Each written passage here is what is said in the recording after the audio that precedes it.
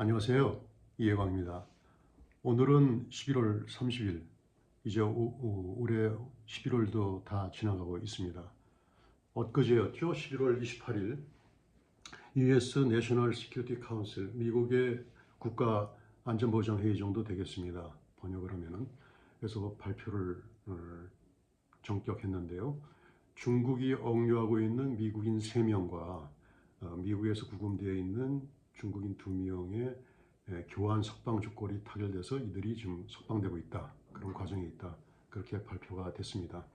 이거는 이제 미국과 중국 간의 치열한 산업 첩보전, 산업 국방 첩보전이 어떻게 진행되고 있는지를 나타내는 하나의 징표가 될 수 있는 아주 리얼한 사건이라고 볼 수 있는데요. 미국인 3명, 마크 스위든, 카일리, 잔 리융이 이제 중국에서 석방되고요. 이 중에 마크 스위든은 2012년 이후에 중국에 억류되어 왔습니다. 그래서 한때는 사형 선고까지 받았습니다. 죄목은 이제 마약 거래인데요.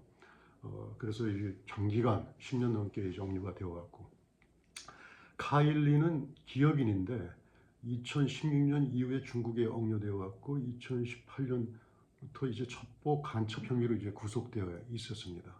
이외에 잔 리용이라는 한 명이 더 있고요.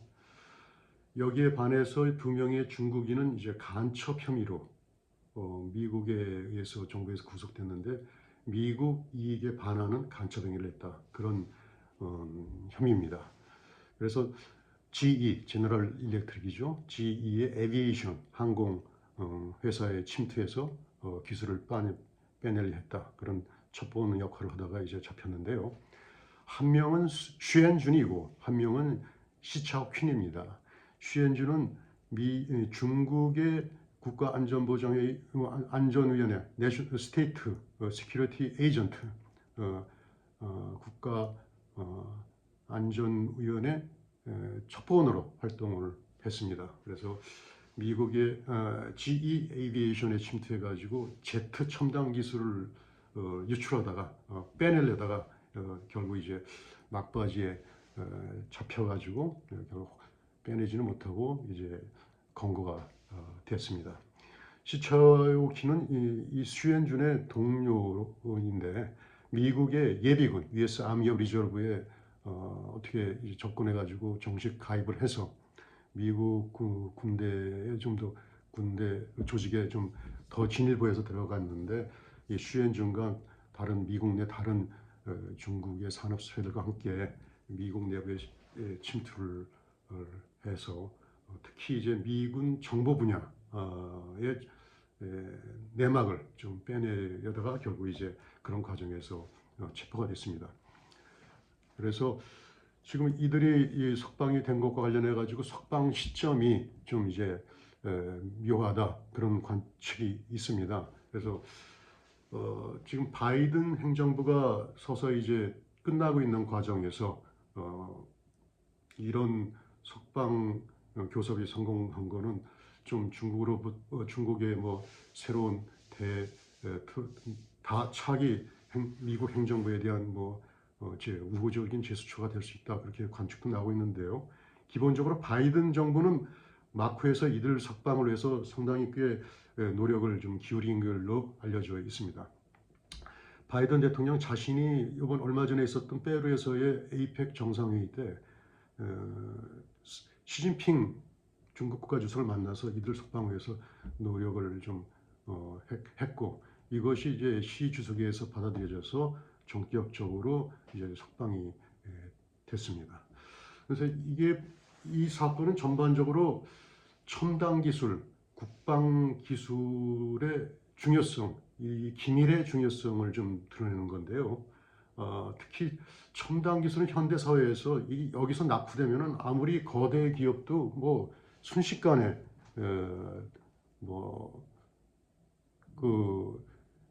그 지위를 잊어버리고 퇴보하는 그런 현상을 좀 나타낸다고 볼 수도 있습니다. 그래서 국방 능력도 마찬가지로 첨단 기술에 의존하고요. 그래서 이번 사건은 미국의 첨단 기술을 어떻게든 탈취하려는 중국의 여러 가지 다각도의 동향과 노력과 이에 대해서 미국이 얼마나 이를 방어하고 대응하고 있는가를 단적으로 나타내는 하나의 빙산의 일각이 아닌가 그렇게 보여지고 있습니다. 그래서 이제 미국이 중국의 첨단 기술을 탈취한다는 거는 좀 비현실적인 거고 중국이 미국의 첨단 학문 기술 뭐 그런 IT 기술 그런 걸 이제 빼내려는 건데 미국 각 대학에서 우선 스템, 과학, 기술, 엔지니어링, 수학 분야에 공부하는 중국인 수가 진짜 엄청납니다. 그래서 미국에서 받아들인 해외 유학생들의 거의 과반수를 점하는 것이 아닌가 중국의 유학생들이 이럴 정도로 중국의 미국에 대한 그 기술 의존도가 상당히 심하다고 볼 수 있는데 이번 기회는 이런 거를 좀 어떻게 이게 왜곡돼서 나타냈는지 산업 스파이로 이제 볼 수 있고요. 그런 역학관계에서 중국은 언제든지 자기네 스파이가 체포될 때를 대비해 가지고 교환으로 미국인들을 좀 억류할 수 있는 그런 기회를 최대한 활용하려는 활용했던 것이 아닌가 그렇게 보여지고 있고요. 지금 석방된 미국인들에 대해서 미국인들에 대해서 미국 정부는 이들이 중국 정부에 의해서 억류된 거는 이거는 올바른 게 아니다. 이들은 사실 뭐 첩보도 한 것도 아니고 그렇다 뭐 그렇게 항변하는 걸 볼 때 중국이 아마 그 협상 칩으로 자기 스파이들의 석방을 해서 이를 미국인을 활용한 것이 아닌가 그렇게 좀 보여집니다. 그래서 지금 현대 사회에서 이 첨단 기술에 대한 중요성, 국방 기술에 대한 중요성, 미국의 이 분야에서의 절대적인 우위 이런 걸 나타내는 거라고 보고 있습니다. 그래서 앞으로 트럼프 행정부에서도 이와 관련된 충돌이 더 심하면 심하지 약화되지는 않을 것이다 보여집니다. 왜냐하면 이것이 곧 국가 발전이고 기업 발전이기 때문에 이게 생사를 좌우하는 거기 때문에 아마 모든 걸 걸고서 첩보 활동이 벌어지지 않을까. 그리고 미국 쪽은 최대한 이거를 방어하려고 그러지 않을까. 그래서 앞으로 이 점에 이런 분야에 이런 지점을 한번 좀 관심 있게 지켜봐야 될 것 같습니다. 오늘은 여기까지 간단하게 말씀드리겠습니다. 또다시 새로운 내용으로 찾아뵙겠습니다. 안녕히 계세요.